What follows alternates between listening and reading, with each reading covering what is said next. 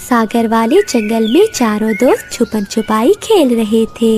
रानू चिड़िया ने 5 तक गिनती की। कबूतर झाड़ियों के पीछे, हरियाली तोती पेड़ के पीछे और मिठू तोता पेड़ के ऊपर छुपा हुआ था। दोस्तों, मैं अब आ रही हूँ। रानू चिड़िया अपने दोस्तों को ढूंढने लगी। रानू चिड़िया अपने दोस्तों को ढूंढ ही रही थी कि उसे सामने से एक काली कौवी उड़ती हुई नजर आई। कौवी की जैसे ही चिड़िया से नजर मिली तो वो डर गई। अरे चिड़िया, तुमने मुझे क्यों देखा? क्यों देखा मुझे? अरे फिर क्या हुआ? अगर देख लिया, तुम कोई ताजमहल थोड़ी ना हो जो तुम्हें देखने का टिकट लगेगा। तभी छुपे हुए सभी पक्षियों ने भी काली कौवी को देखा। तभी मिठू तोता जिस पेड़ पर बैठा था वो डाली टूटी और नीचे आकर हरियाली तोती पर गिर गई। हाय, मैं मर गया। कबूतर जिन झाड़ियों के पीछे छुपा था वहाँ एक चूहा आया जिसने कबूतर की पूंछ काट ली। हाय रे, मैं तो मर गया। कबूतर हड़बड़ी में वहाँ से भागा और सीधा एक पेड़ से जा टकराया। पेड़ में टक्कर लगने से उसी पेड़ पर बना एक घोंसला सीधा रानू चिड़िया पर जा गिरा। अरे ये क्या हो गया? कोई हटाओ इसे। फिर वो सब रानू चिड़िया के पास आए। अरे ये सब क्या था? हमारे साथ एक साथ तो कभी ऐसे हादसे नहीं हुए। ऐसा तो पहले कभी नहीं हुआ। कौवी, तुम्हारा नाम क्या है? मेरा नाम गौरी कौवी है। अरे वाह, तुम्हारा तो बहुत अच्छा नाम है। चलो हम तुम्हें जंगल घुमाते हैं और बाकी पक्षियों से भी मिलवाते हैं। ये चारों दोस्त अब गौरी कौवी को अपने साथ ले जाते और जंगल में सब पक्षियों से मिलवाते। गौरी कौवी सब पक्षियों से घुल मिल गई। अगली सुबह चारों दोस्त फिर से गौरी कौवी के पास पहुँचे। आओ गौरी बहन, चलो खेलने चलते हैं। ना बाबा ना, दोपहर होने वाली है। दोपहर में मैं नहीं खेलती। गौरी बहन, यहाँ कौन सा कोई शिकारी आ जाएगा। चलो तुम हमारे साथ खेलने चलो। फिर सभी दोस्त गौरी कौवी को साथ लेकर उल्लू के पास पहुँचे। चलो उल्लू दोस्त, आज खेलने चले। तुम कल भी हमारे साथ नहीं खेले। हाँ हाँ, आज तो मैं जरूर खेलूंगा। तभी उल्लू की नजर गौरी कौवी पर पड़ी। अरे ये कौवी कौन? को भी ये बात अजीब लगने लगी और ये बात जंगल में आग की तरह फैल गई। उसी शाम चील महारानी ने गौरी कौवी और उसके दोस्तों को बुलाया। गौरी कौवी, जंगल के पक्षियों का कहना है कि जो भी तुम्हें देखता है उसके साथ कोई न कोई हादसा हो जाता है। क्या ये सच है? हाँ महारानी, ये सच है। अगर दोपहर के टाइम कोई भी मेरे पास आता है तो उसके साथ कोई न कोई हादसा हो जाता है। मैं सच में एक मनहूस कवि हूँ, इसीलिए तो पिछले जंगल से भी मुझे निकाल दिया गया है। ये तुम क्या कह रही हो गौरी? ऐसा ना कहो, तुम हमारी दोस्त हो। अगर तुम्हारी दोस्त के कारण मेरे जंगल पर खतरा मंडरा रहा है तो मैं इसे यहाँ नहीं रहने दूंगी। तुम्हें यहाँ से जाना होगा गौरी कौवी। ये सुनकर गौरी कौवी का मुंह उतर गया और साथ ही साथ उसके दोस्तों को भी बहुत दुख हुआ, मगर महारानी के हुक्म के आगे वो कुछ नहीं कह सकते थे। चील महारानी, दोपहर तो निकल गई है, आज आप गौरी कौवी को यहाँ रहने दें। ठीक है रानू चिड़िया, मगर कल दोपहर होने से पहले इसे यहाँ से जाना होगा। इसी समय पास के जंगल में रहने वाली चील को गीत ने सूचना दी। सुना है चील महारानी अकेली है, उसका भाई साथ वाले जंगल में गया है, उसको मार गिराने का यही मौका है। अरे वाह, ये तो तुमने बहुत अच्छी खबर दी है। मैं कल ही चील महारानी को मारकर उसके जंगल पर कब्जा कर लूंगा। सारी रात गौरी कौवी और उसके दोस्त सब मिलकर बातें करते रहे। अगली सुबह होते ही सभी पक्षी फिर से महारानी के पास पहुँचे। दोस्तों, मुझे तुम सबसे विदा ले लेनी चाहिए। मैं उम्मीद करती हूँ मुझ जैसा मनहूस शक्ल का पक्षी फिर तुम्हें कभी देखने को ना मिले। ऐसा मत कहो गौरी बहन। चलो गौरी कौवी, दोपहर शुरू होने वाली है। इससे पहले कि हमारे साथ कोई हादसा हो तुम यहाँ से चली जाओ। गौरी कौवी पीछे देखे बगैर आगे बढ़ने लगी। गौरी कौवी अब पीछे नहीं मुड़ना चाहती थी। तभी गिद्ध और साथ वाले जंगल का जालिम चील आते हुए नजर आए। अरे ये जालिम चील यहाँ क्यों आ रही है? चील महारानी, ये तुम्हारा आखिरी दिन है। हम दोनों मिलकर तुम पर हमला करेंगे और तुम हमसे लड़ नहीं पाओगी। अगर अपनी भलाई चाहती हो तो निकल जाओ यहाँ से। नहीं, मैं अकेली हूँ तो क्या, मैं अपने जंगल को छोड़कर नहीं जाऊंगी। तो फिर लड़ने के लिए तैयार हो जाओ। तभी उन दोनों की नजर गोरी कवि पर पड़ी। अरे ओ काली कवि, कहाँ चली आ रही हो? क्या तुम्हें मरने की इच्छा है? उल्टे कदम वापस लौट जाओ। नहीं, मैं वापस नहीं जाऊंगी। वो दोनों गोरी कवि पर हमला करने ही वाले थे कि वहाँ मधुमक्खियों का एक बहुत बड़ा झुंड आ जाता है और वो मधुमक्खियाँ उन दोनों को काटने लगी। हाय ओए, मारे गए। हाँ, साथ मारे गए, भागो यहाँ से। वो दोनों अपनी जान बचाकर वहाँ से भाग गए। इसी दौरान दोपहर भी ढल गई थी। गोरी कवि, आज तुम्हारे कारण ही हम जिंदा हैं। मुझे समझ नहीं आ रहा कि मैं तुम्हारा शुक्रिया कैसे अदा करूं। चलो, मेरा मनहूस चेहरा किसी के लिए तो अच्छा साबित हुआ। अब मैं चलती हूँ। नहीं गोरी, हम तुम्हें अब कहीं नहीं जाने देंगे। महारानी, इसे रोकिए। हाँ गोरी कवि, तुमने हम सबकी जान बचाई है, हम तुम्हें कहीं नहीं जाने देंगे। महारानी, और जो मेरी मनहूस शक्ल से आप पर जो आफत आएंगी उनसे कैसे बचोगे? महारानी चील ने कुछ सोचा और कहा, हम तुम्हें रहने के लिए एक गुफा दे रहे हैं। तुम दोपहर के समय उसी गुफा में आराम करना और बाकी समय अपने दोस्तों के साथ रहना। ये सुनकर वो चारों दोस्त खुशी से हंसने लगे। हरियाली तोती और मिठू तोते में बहुत प्यार था। वो दोनों एक दूसरे का बहुत ख्याल रखते थे। हरियाली, कवि हर रोज इंसानों की बस्ती में जाते हैं। आज मेरा भी मन कर रहा है कि इंसानों की बस्ती की तरफ जाएं। मिठू, मैंने सुना है कि इंसान बहुत जालिम होते हैं। कवि झूठ बोलते हैं कि कोई और पक्षी इंसानों की बस्ती की तरफ ना जाए।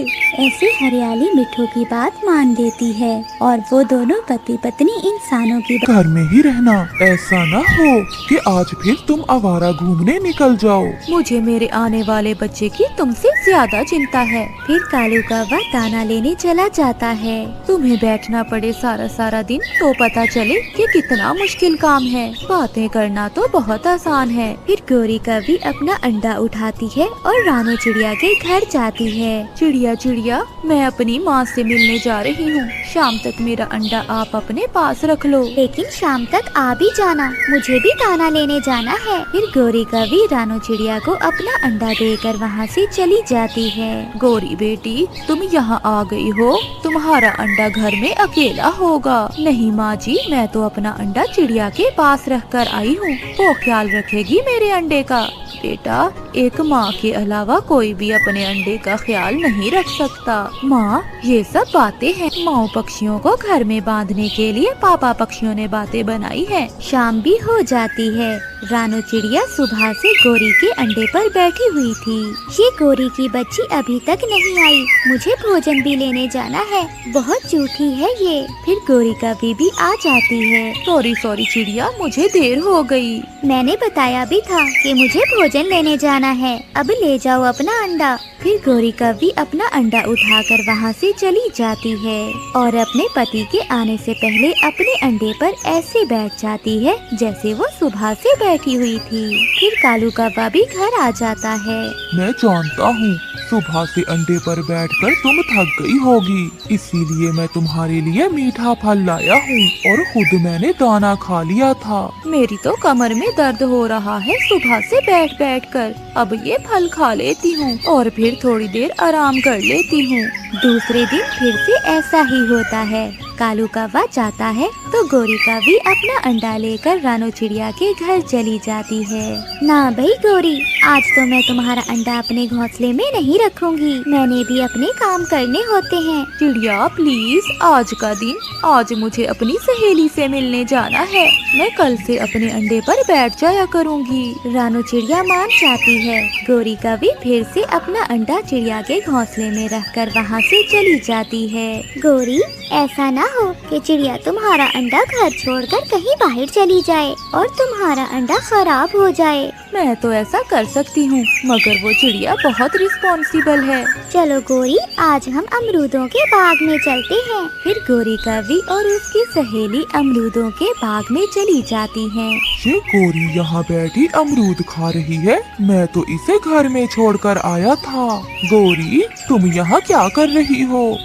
अपने पति को देखकर गोरी कौवी डर जाती है। कुछ नहीं, मैं तो नदी पर पानी पीने आई थी। अपनी सहेली को बैठे देखा तो थोड़ी देर रुक गई। ये नदी का रास्ता नहीं है, मुझे उल्लू बनाने की जरूरत नहीं है। घर जाकर अपने अंडे पर बैठो। कालू कौवा गुस्से में वहाँ से चला जाता है। सहेली, अब मुझे जाना होगा। अगर मेरे पति को पता चल गया कि मैं अपना अंडा चिड़िया के घोंसले में छोड़ कर आती हूँ तो बहुत लड़ेंगे वो मुझसे। फिर गोरी कौवी वहाँ से जाती है। चिड़िया अंडे पर बैठी हुई थी कि अंडा थोड़ा सा हिलता है और टूट जाता है। उसमें से एक सुंदर सा छोटा सा कौवा बाहर निकलता है। मम्मा मम्मा मम्मा, मैं काला और आपका रंग और है, ये कैसे हुआ है? मैं तो तुम्हारी मम्मा नहीं, अगर मैंने इसे बताया कि मैं तुम्हारी मम्मा नहीं हूँ तो ये रोने लग जाएगा। हाँ बेटा, आप मुझसे भी ज्यादा सुंदर हो। मैं धूप में थी ना और आप अंडे के अंदर, इस वजह से मेरे पंख ऐसे हो गए। फिर गोरी कौवी भी आ जाती है, जिसे देखकर वो छोटा बच्चा चिड़िया के पीछे छुप जाता है। मम्मा, क्या मुझे इस पक्षी से खतरा है? चिड़िया, क्या मेरे अंडे से बच्चा निकल आया है? हाँ गोरी, लेकिन वो बच्चा मुझे अपनी मम्मा समझ रहा है। बेटा आ जाओ, आपको इससे कोई खतरा नहीं है। फिर वो छोटा बच्चा सामने आ जाता है। वो गोरी कौवी को देखकर हंसने लगता है। आप तो मेरी तरह काली हैं। क्या आप भी अंडे से निकल कर आई हैं? मम्मा मम्मा, देखें देखें, मैंने सच कहा ना? नहीं मेरे बच्चे, मैं आपकी मम्मा हूँ। ये तो चिड़िया है और तुम कौवे हो। मैं हूँ तुम्हारी मम्मा कौवी। नहीं, तुम मेरी मम्मा नहीं हो। मम्मा, मैं न कहता था, मुझे इस पक्षी से खतरा है। नहीं बेटा, यही आपकी मम्मा है। ये सुनकर वो बच्चा और भी ज्यादा रोने लगता है। मम्मा, अगर मुझसे कोई गलती हुई है तो मुझे माफ कर दे, मगर मैं इसके साथ नहीं जाऊंगा। चलो मेरे साथ, वरना लगाऊंगी एक। फिर गोरी कौवी अपने बच्चे को एक टोकरी में रखती है और उसे घर ले जाती है। छोड़े मुझे अपने घर जाना है। गंदी है आप, छोड़े मुझे।